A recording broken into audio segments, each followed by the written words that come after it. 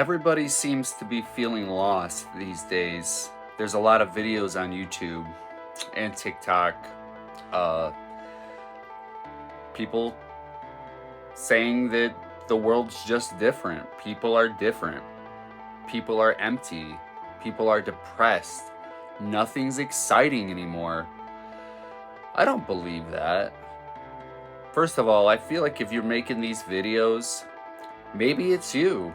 And you know what? And to me, people have always been boring.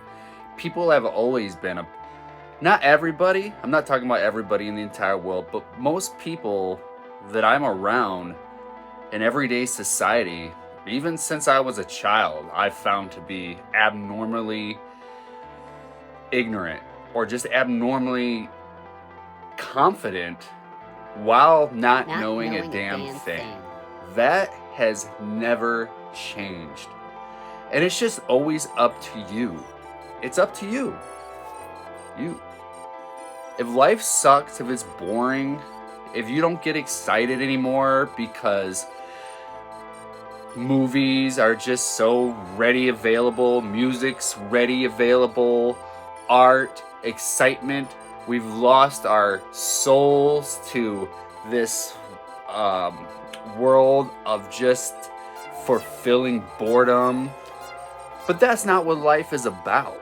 Life isn't about saving up money for a CD and then getting home and being excited about that CD. That was still a form of instant gratification back in the 90s. What we're doing is we're essentially showing that maybe none of this shit should have been monopolized in the first place. Like I say, we're human beings. We have a lot in common. We don't need a one ideal in our zeitgeist that gets us both all on the same level. Do something. Don't wake up and grab your phone. Go for walks. Do all the things that are cliche that people tell you to do to make you feel better. Do them. Make your bed. Clean up around yourself. Exercise a bit. It all works. I'm an addict and an alcoholic. I had my midlife crisis when I was in my early 30s because something happened to me. And I've always been an alcoholic. I was a musician, a touring. I would leave town, I would travel a bit, and I was just a steady musician and a steady sous chef. All around, pretty much a starving artist my entire life. And so I was a drinker, and I would do drugs, and I would live that life. And it caught up to me. It caught up to me, man, and I lived about 4 years being a flash drinker. I was an addict. Every morning, if I didn't have my vodka, it would be hell to wake up at 5 in the morning because I know I would have to sit there for 2 hours until 7 in the morning so I can go get a pint of vodka. And you better damn well know that when I was up at 5 in the morning, I was going through the trash, finding every empty vodka bottle I could find just to get every last drop. And you know what? That little drop helped. That little fucking vodka drop that hits your tongue, it makes you feel better. But when you get out of that world, that's why addicts have a superpower. Addicts have a superpower because we know what hell truly is. That's why I say it's all internal. There is struggles and oppression with different groups, but we forget. People in general, everybody has their thing. Everybody has their shit. And addicts, they know what it's like for shit not to really matter. Hey, did you pay your taxes this year? It don't matter. I almost died 4 times and had to get shocked back to life with Narcan. I don't give a fuck about my taxes. Normal people might stress about their taxes, but an addict, he knows how important shit really is and how non-important other shit is. When you're looking down a fucking barrel of a gun and you're serious about taking your life, you no longer care about the social constructs of fucking this reality that we created for ourselves. I don't care what you think anymore. You shouldn't care what I think, but we should all be pleasant to each other. We should all accept each other's differences, and we should all get along, and we should all take self-responsibility. That is leaving. We have an excuse for everything, and we talk almost as though nothing's truly our faults. And as an addict, I know what it feels like to be out of control and for shit not to be really your fault. It is your fault. You fucking did it. You chose to drink that day. You chose to snort that shit up your nose. But addicts out there, you know what I'm saying when it almost feels like it's inevitable. The things that are it's almost out of your reach, out of your control. At least you feel that way until you can get it back. When you get in your car and you drive to the liquor store and you're doing it and you know you shouldn't be doing it, but fuck, you're doing it anyway. That's kind of how it is. But to stop it, to go, you know what, I did that yesterday, or I did that a year ago, or I did that a week ago, but I'm not doing it. That's powerful. And when you gain that back, you start realizing that everything is up to you, your world. The world that you live in is not somebody else's world. It's not America's world. It's not Canada's world. It's your world. How do you want your world? You can create that around you by how you treat people, how you act, what you decide to do within those 24 hours.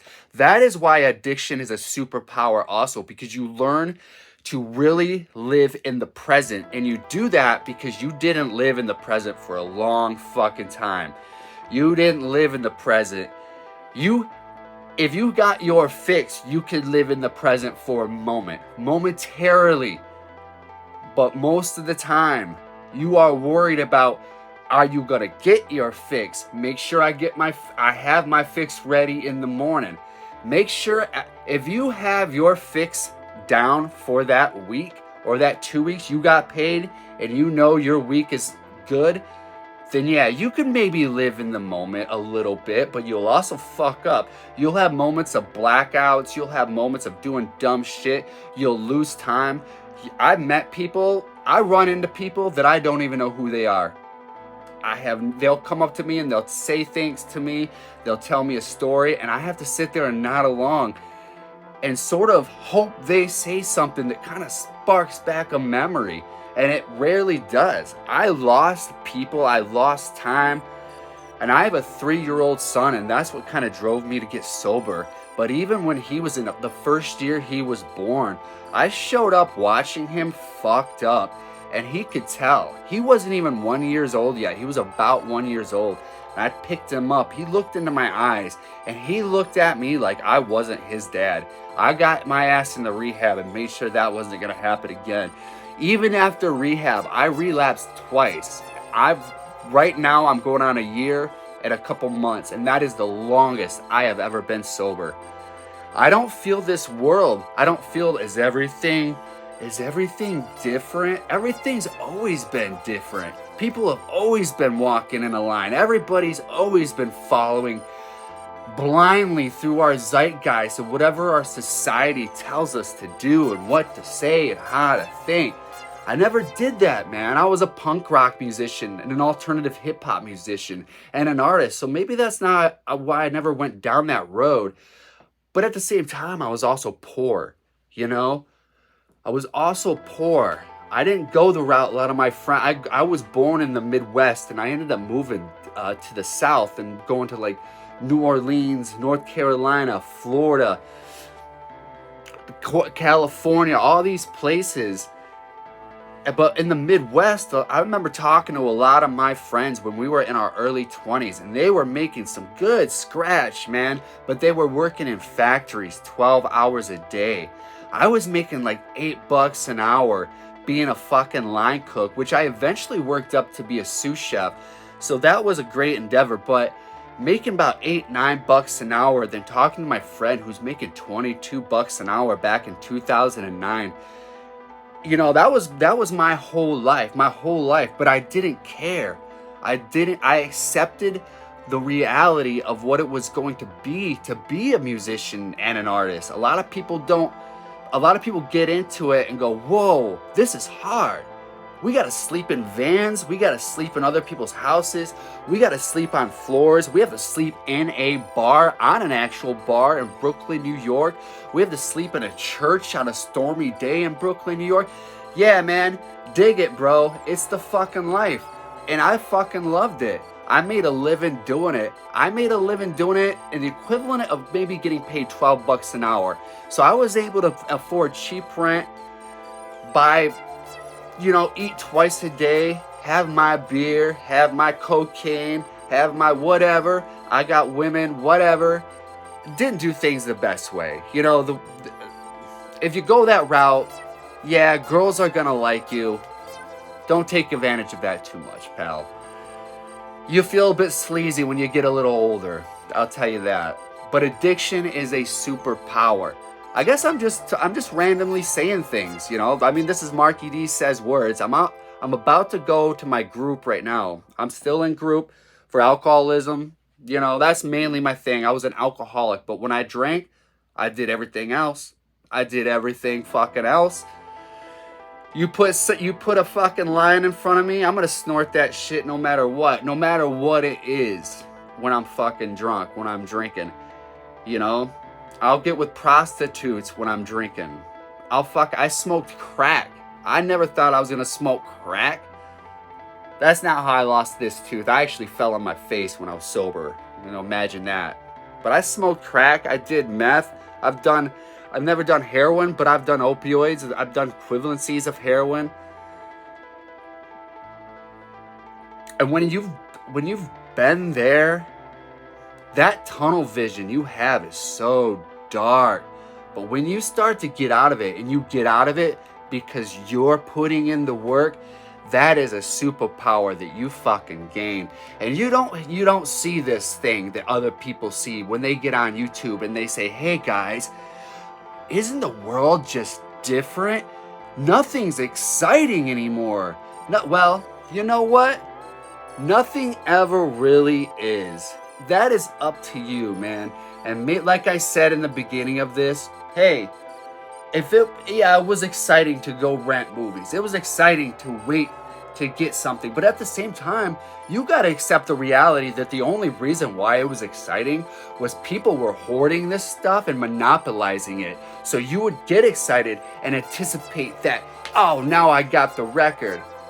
Should art be monopolized? Everything's gonna be monopolized because of our world. That's the way we live. But, that's just a question. I don't know. I kind of like capitalism, and I kind of don't like it. That's how I feel about most things in this world.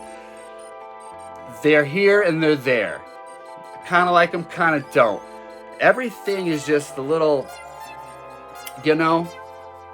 there is more to the world than being excited for the things that we delve into for our boredom, our entertainment value. You know what, man? To go out and help people, that feels really damn good. That's something you learn when you go through this shit. Just helping people. Life's getting boring. Maybe you're getting boring. Go do art. Create. Help people. Fill your day up. Don't plan it. When you wake up, try to make every decision you make a positive decision. Try to make no excuses. When people want you to do things and you think maybe that's not a cool thing, stick to your moral compass, man. Do that. Just do that and see what happens. Fuck all these people saying the world's lost its excitement. Yeah, maybe it has. Social media, everybody's just posting. Nobody might see this. The only views I might get are from my own self watching back my videos. Maybe 3 people, 1 person, but that's all that matters.